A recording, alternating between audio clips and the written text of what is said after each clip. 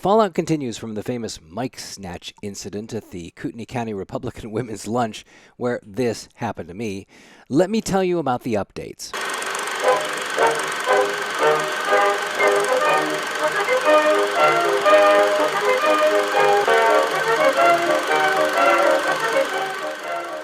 Article in the Kootenai Press. Gookin under fire. Fires back. The article describes what went on in the video. Beverly Gwinnett, KCRWF Vice President, said Gookin was and is welcome at their meetings, just like everybody else. He didn't like the questions he was asked, and he got upset, she said Friday. Since he didn't like them, he got mad and left. As president, Beverly, the right thing to do, the Christian thing to do, would be to apologize for the way you treated an invited guest. But no, you must spin things because to apologize would mean you were wrong. And you were wrong. And rude beyond measure. I believe I was being set up, and it was the GOP ladies' full intention to get me upset and leave. They didn't count on me calling them out on their inappropriate association with anti-Semites and white supremacists. And watch the video. I don't accuse them of being white supremacists, just refusing to condemn them and, in fact, embracing them. The press article had quotes from KCRCC Chairman Brent Regan. Regarding Mr. Gookin's charge that we failed to condemn a white supremacist, I would say that our platform and our state party rules already assure equal treatment regardless of race, Regan wrote. We don't need to condemn that which we've already outlawed. Oh, yes, you do. If Regan understood people, and get this, he's in politics, which is about people. If he understood people, he would have said this.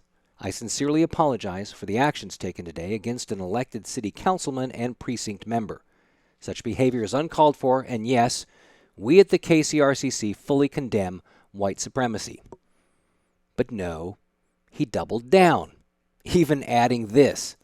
If Mr. Gookin feels so passionately about the need to do so, to condemn white supremacy, then he, as a committeeman, has the power to make a motion to do so. Oh, seriously, Brent, tell me, who on the KCRCC would second my motion? One of your cult members? One of those you've told to ignore me and never second anything that I said? I need a second to make a motion, and I don't make any motions because of that. It's one reason why they hate me, and it's why I was set up by them at the women's luncheon. Regan also wrote that Gookin's bizarre behavior is only the latest in a long history of a seemingly obsessive fascination with myself and the Central Committee. I have an obsessive fascination with Brent? Here are Brent's past few Facebook postings. 1, 2, 3 times he posted my video. 3 times. And I'm obsessed with him. Check out this photo from the KCRCC's envelope stuffing party. Can you spot the anti-Semite here? The guy who believes in white replacement theory? The guy they openly embrace, while Mr. Regan refuses to condemn white supremacy. This is a mess, but I do owe you something, an answer, a proper answer to Miss Beasley's question. Let's hear the question.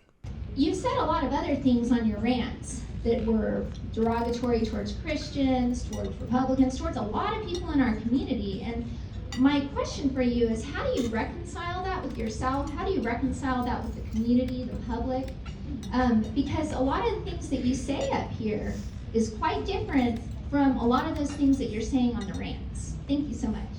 Now, I answered my criticism about the Central Committee in the video. You associate with and embrace known white supremacists. And you support those morons who are destroying North Idaho College and the Community Library Network. This is evil at work in our community. Let me answer the Christian part of your question by talking about the Pharisees, Christ's nemesis in biblical times. The Pharisees were full of greed and self-indulgence. They exhibited themselves as righteous on account of being scrupulous keepers of the law, but were, in fact, not righteous. Their mask of righteousness hid a secret inner world of ungodly thoughts and feelings. They were full of wickedness. Christ called them hypocrites and vipers.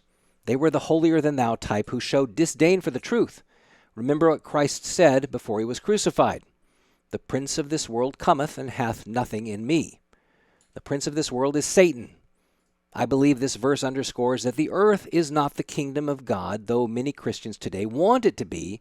Christ himself tells you who is the prince of the world, so why don't you believe him? If you don't believe me, then listen to what the Reverend Billy Graham said in 1981. I don't want to see religious bigotry in any form.